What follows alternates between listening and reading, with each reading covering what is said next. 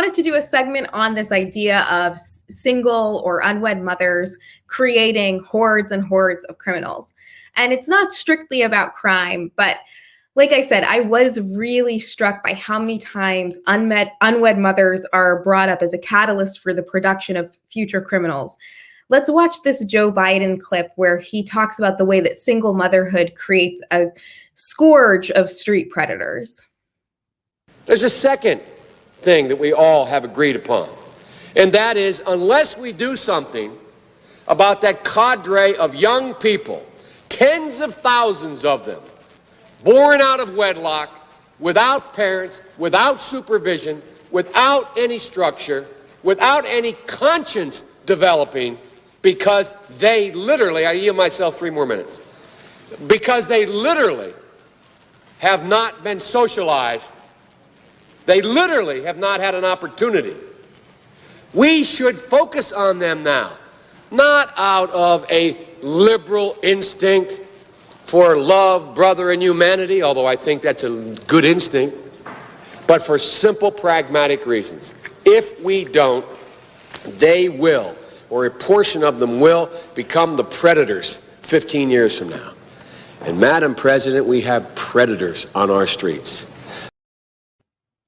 Now let's watch Eric Holder, former Attorney General under the Obama administration, talk about his take on the unwed mother crisis also in the 90s.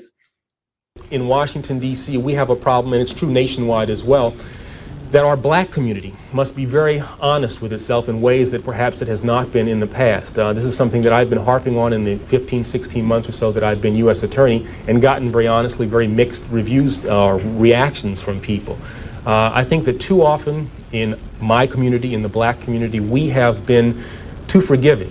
We have been too permissive, and we have let things go that we know to be wrong without saying that we know they're wrong and that these kinds of actions are unacceptable. For instance, the unwed birth rate is something that I think if social pressure was brought to bear, we could dramatically drive that down. It is not simply a question of stigmatizing people, because we certainly don't want to do that, and we certainly love all of the children in our community. But we have to be honest that this plague of unwed births has a negative effect not only on the children who are born in that condition, but also the women, the girls, who give birth to those kids.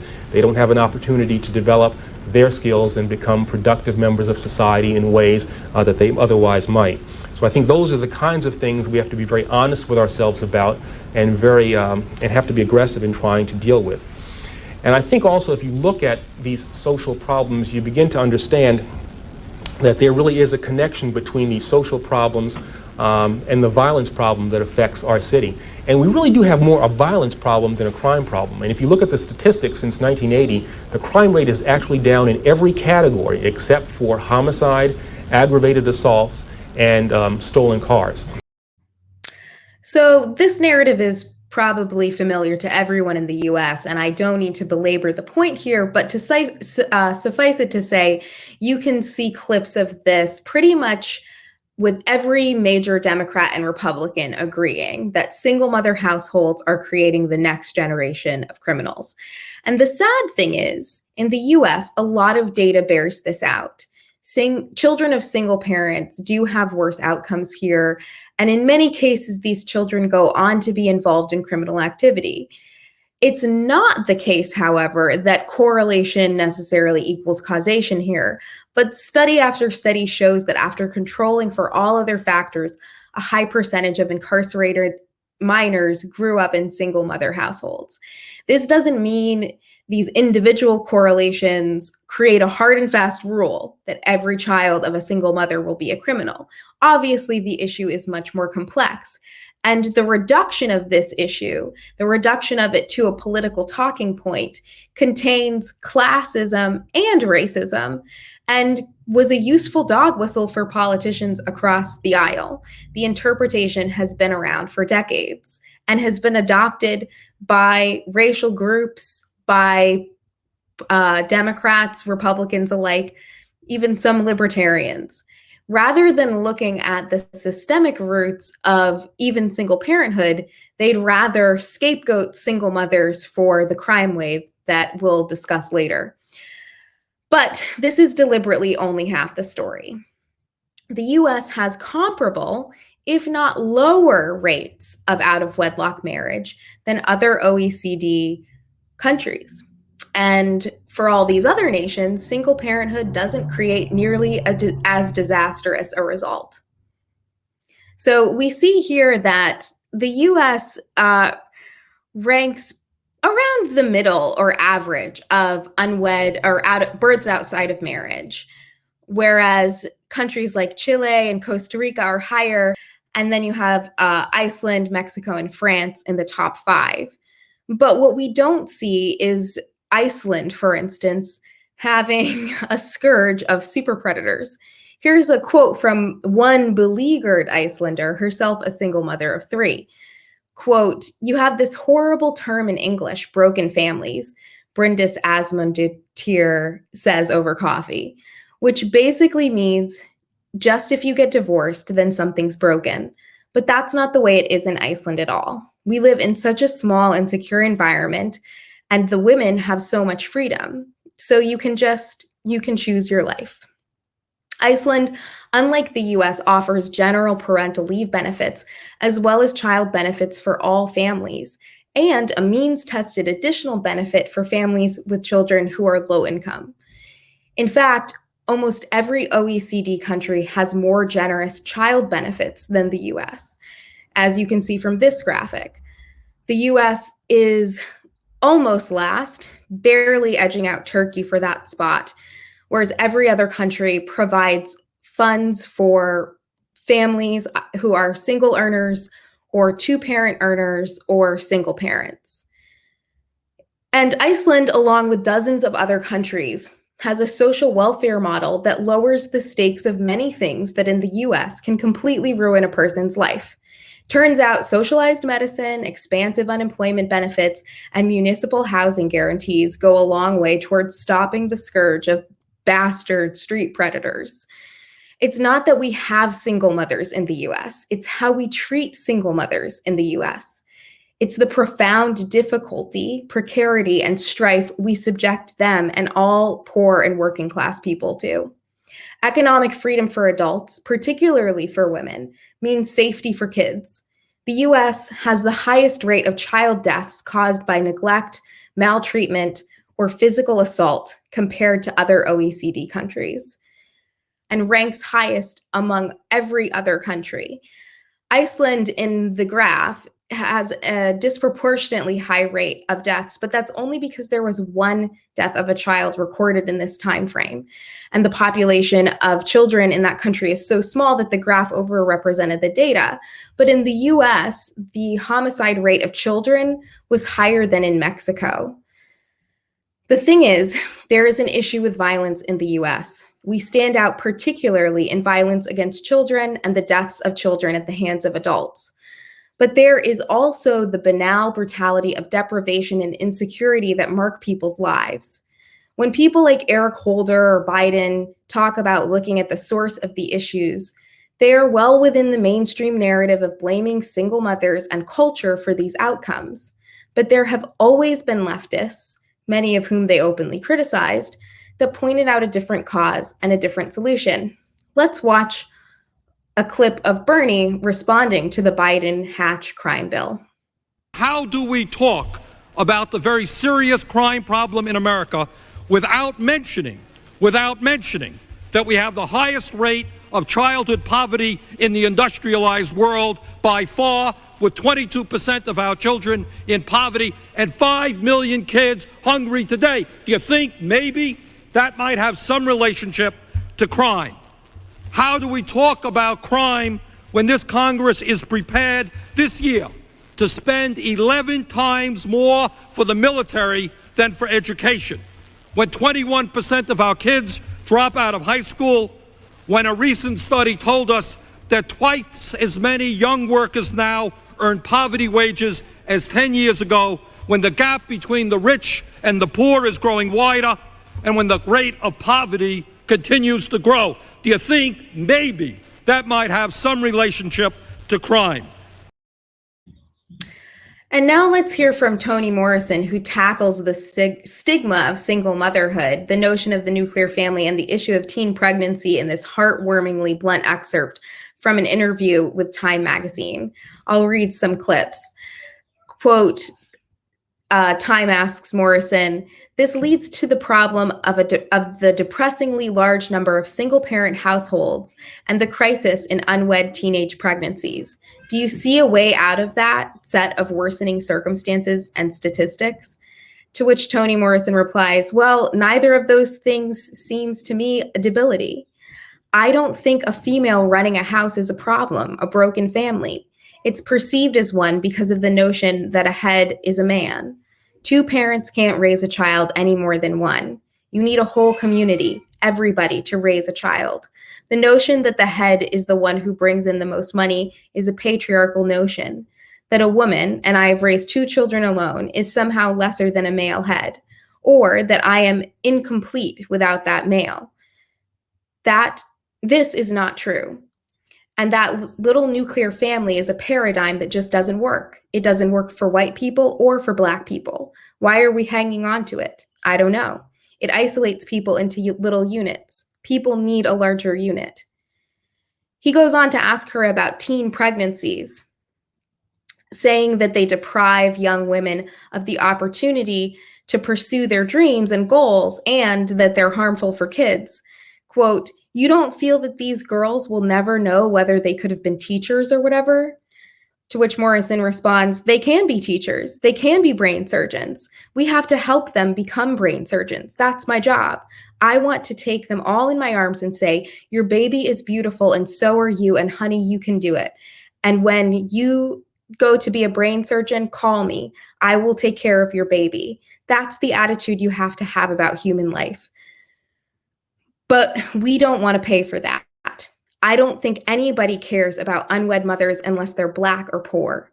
The question is not morality. The question is money. That's what we're upset about. We don't care whether they have babies or not. How do you break the cycle of poverty? You can't just hand out money. Why not? Everybody gets everything handed to them. The rich get it handed, they inherit it. I don't mean just inheritance of money.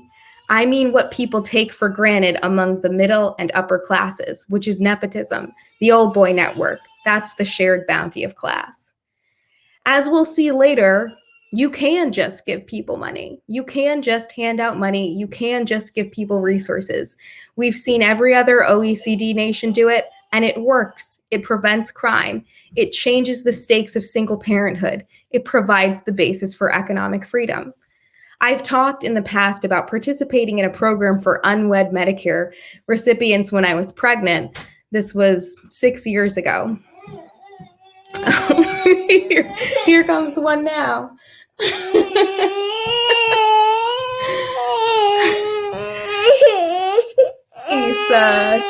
Mommy's gonna finish talking, okay? Ready? Can you take a deep breath so I can finish talking?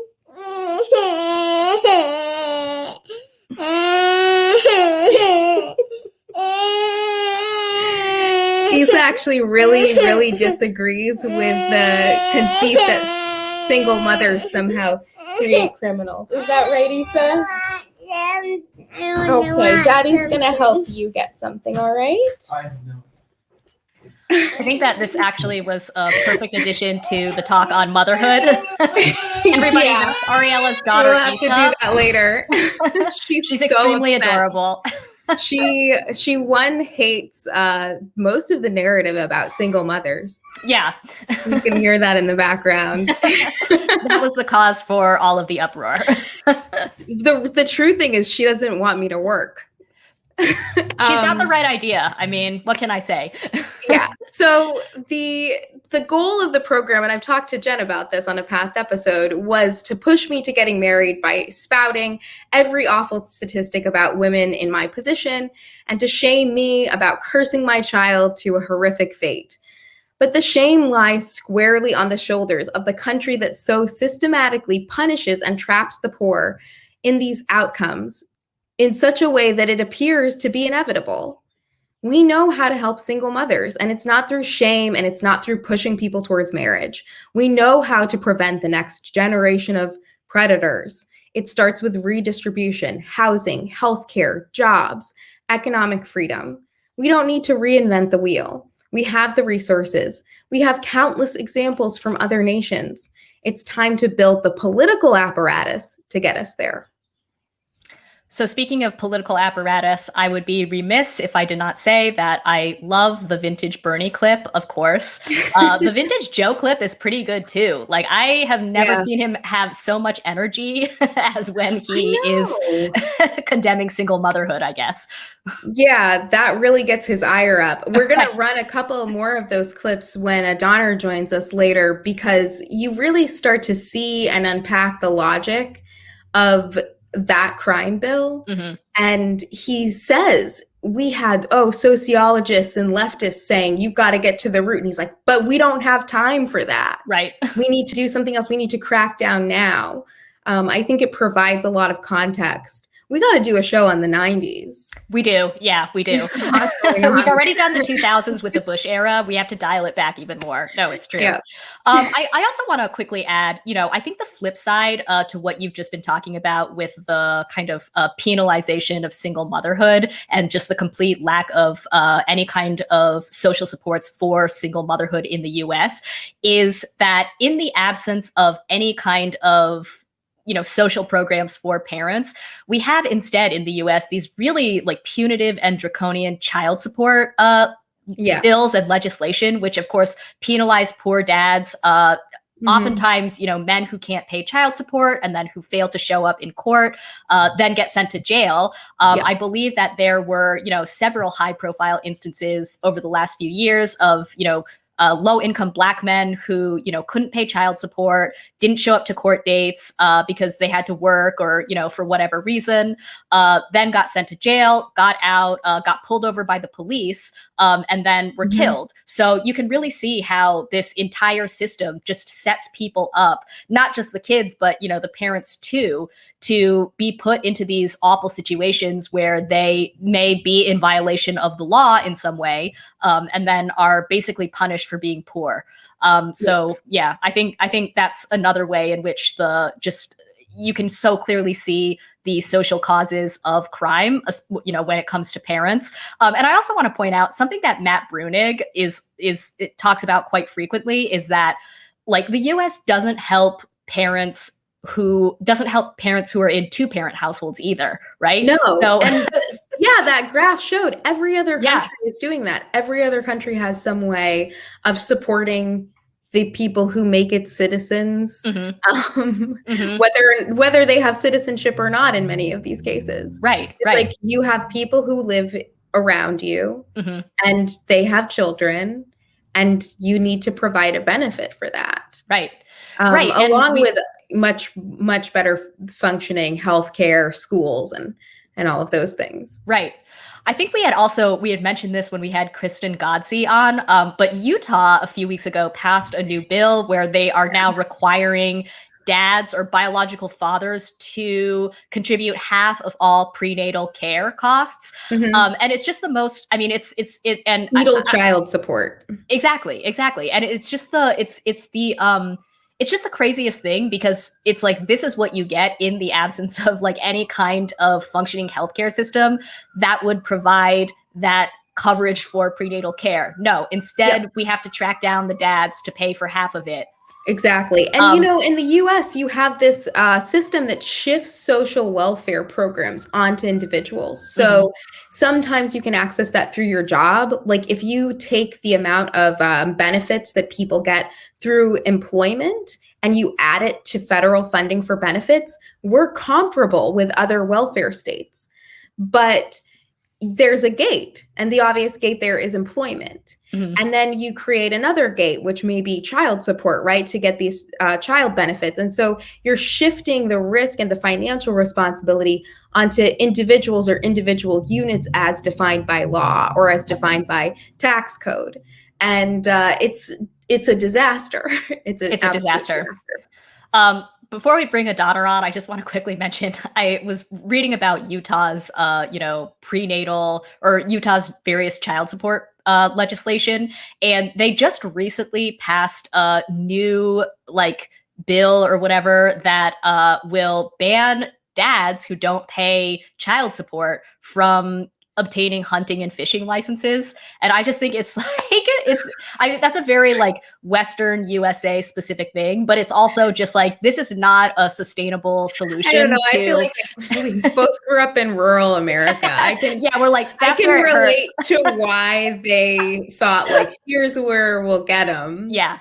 Take away it's unbelievable. What's the gun lobby saying about this? I know, right? Where are they? Well, I mean, I guess the dads can still collect the guns. They just can't use them for anything. Oh, I see.